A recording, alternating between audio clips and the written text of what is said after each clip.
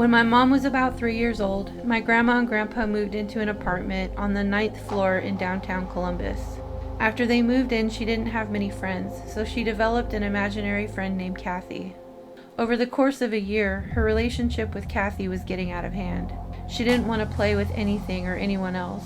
My grandma and grandpa took her to counseling and to see psychologists, but they just said it was normal childhood behavior.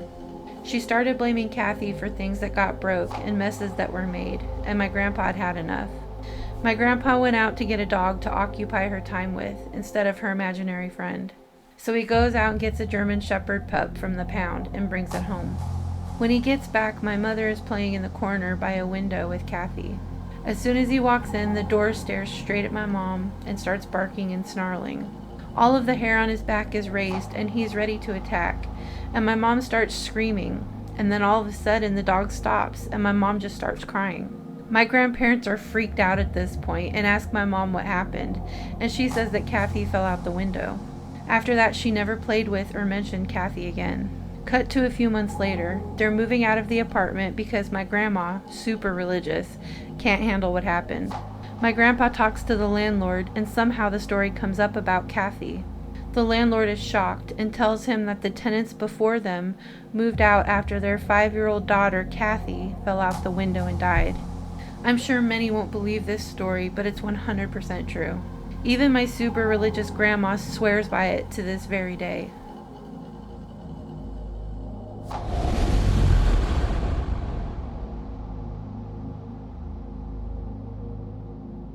The house I lived in before this one was beyond haunted, though we never physically saw anything. When we first moved in, we were redoing the floor in the kitchen and the master bedroom. My husband at the time would leave for work, and I'd be left alone in this house with no furniture, no floors, and nothing to do. I can't explain it, but alone in that bedroom at night, I felt the most mind-numbing fear you could ever think of. I could not stay in that room. I bolted out of the house at 4 a.m. after he'd left, and slept in the car with my dog until daylight. And that was just the first experience.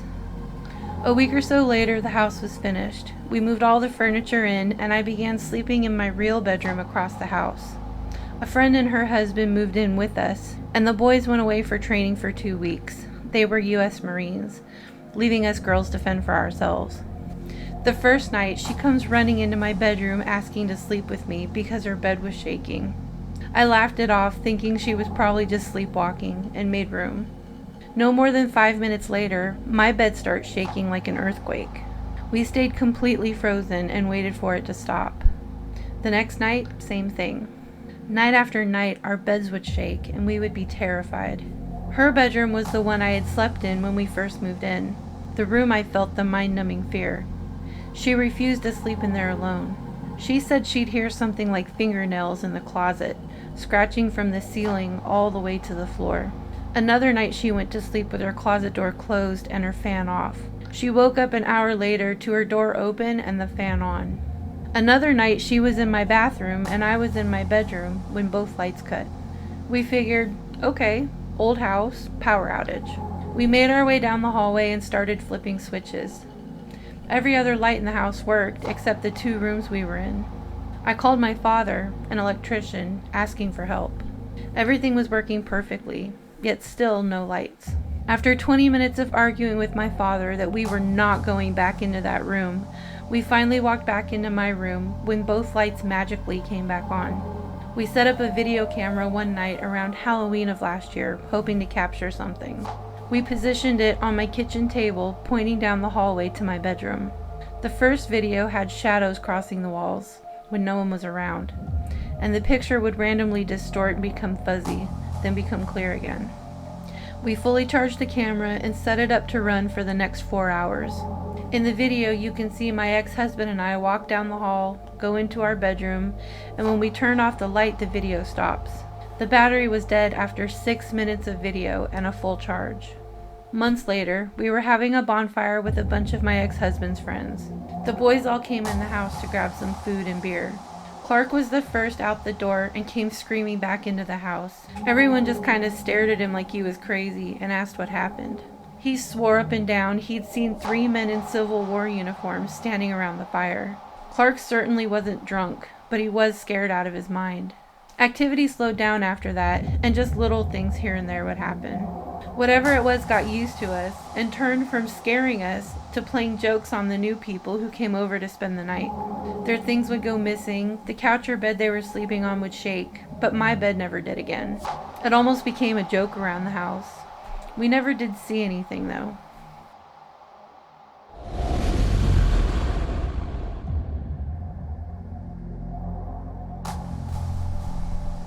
If places can be haunted, my house growing up is certainly a contender.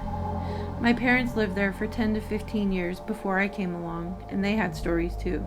Before I was born, they had a radio in the room attached to the kitchen. They were doing repair work on the house with a friend, and suddenly an old ball game started playing. They turned it off a few times and it just kept playing. A few things like that. I don't remember this, but when I was little, I had imaginary friends I had no right to have. I played with an old man with the name of my great-great-grandfather and described him with no pictures. Mom was concerned there was a predator or something until I pointed to air. I also played with my stillbirth older twin brothers, crying because one was being mean to the others. Mom said that was the hardest one to deal with. I've always had horrible nightmares. Bloomhouse would be so lucky. I was not allowed exposure to any violence or anything, but I had vivid dreams of pain and violence. I felt uneasy in my room occasionally, but it would pass. Many a night I ran with my eyes closed, or was simply too terrified to move so it wouldn't hear me. My dad used to bring stuffed animals back from work trips, think Beanie Babies. He brought me a green Beanie Baby bear with some weight to it. I slept with it that night, of course. As a restless sleeper, it wasn't unusual to wake up to things yeeted across the room. What was unusual was waking up to see the bear midair next to my bed, then drop, then come up again, then drop, then come up again, then drop. With each thwack of it hitting the ground, or a hand, my heart sank. I had no idea what to do. The next time I saw the bear, I snatched him and burrowed under my covers. I regret not looking to this day, but I still don't think I would. Things would go missing or be moved. Things would appear that I'd never seen before. When I got older, I would feel pressure on my bed. Large pressure, as in heavy and or long. I saw a boy in my room multiple times. He was a teenager with long hair. He always looked tired, and he was mischievous, but I always liked the vibe he gave off. He liked one particular corner. He did like sitting on my bed and laying with me. One night I woke up face to face with him. One night I woke up with him sitting and messing with my covers. Not now, dude. I have a test tomorrow. He disappeared one day after I found out we were moving. I didn't want to move at all and was heartbroken. That night he looked angry as heck and heartbroken too. Never saw him again after that. When I was working as an RA in a dorm, I was alone on our floor for a week. All the doors were propped open at all times, which was spooky at night. Several nights that week, I heard doors close or footsteps. One morning I came out to all the doors shut. Nobody fessed up. Saw shoes under my door a few times, both from the hallway and from my room. Every time I passed a particular room, I felt so uneasy and panicked. There were so many weird things that happened there.